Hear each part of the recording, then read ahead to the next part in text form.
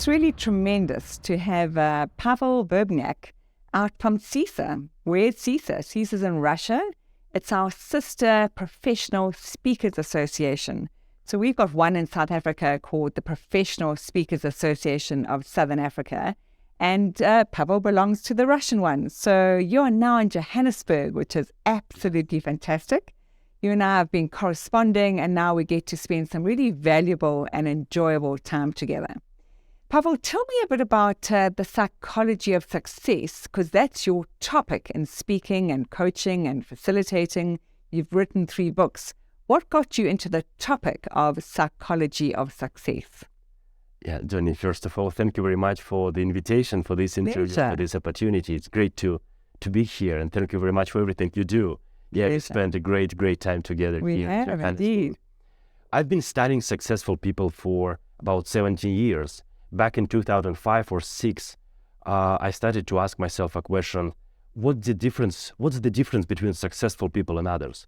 How can I achieve much more successes than my parents, than my friends, in small city called Petrozavodsk? It's northwestern part of Russia, close to Finland. Right. Now I live in Moscow, but before I was born in poor family. My father passed away when I was 7, and I had just a grandfather, older brother, and my mom. Right. And sometimes we didn't have enough money to buy clothes or something like this. And I wanted to achieve something in life. And I had this feeling that probably success is not an accident.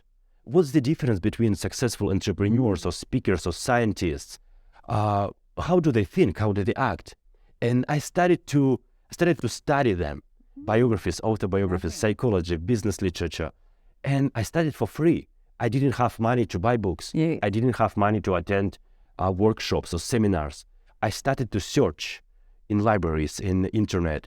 Wow. And for 4 or 5 years, I didn't see the difference. I started to accumulate that in my own life.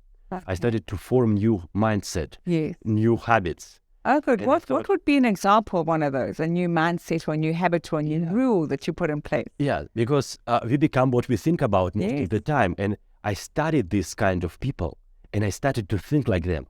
Okay. I started to write down my wishes, my goals. Lovely. Because when we focus on goals, we attract people, circumstances that are in harmony with our thoughts and our goals.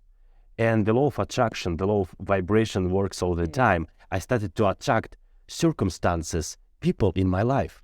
That's why I went to the United States for the first time with students exchange program. Lovely. I didn't have money for that, but I said, wow, I want this. Yeah. And I had that deep desire, fire inside that I won't do that.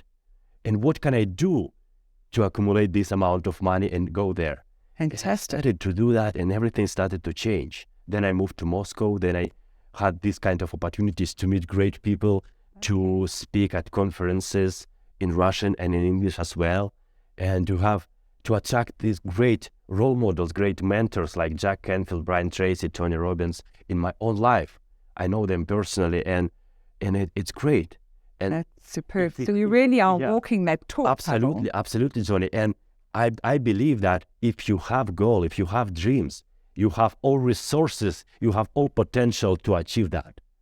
For example, I didn't have a goal or dream to become a world champion in ballet, because I don't have the right body, or something. But I have other goals and dreams. Yes.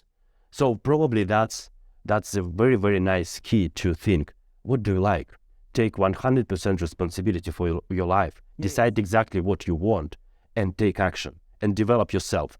I believe constant and never-ending improvement is the key that can guarantee your achieving your goals and dreams and achieving your success. Brilliant. Because success means difference for other people. For each person, that's right. We're going to have to wrap this up. Pavel, you are an inspiration to listen to in terms of your background and what got you to where you are now. Your first visit to South Africa, and it will not be your last visit. Right. So thank you for being interviewed, and we'll hear from Pavel Verbynak again from Russia. Thank you.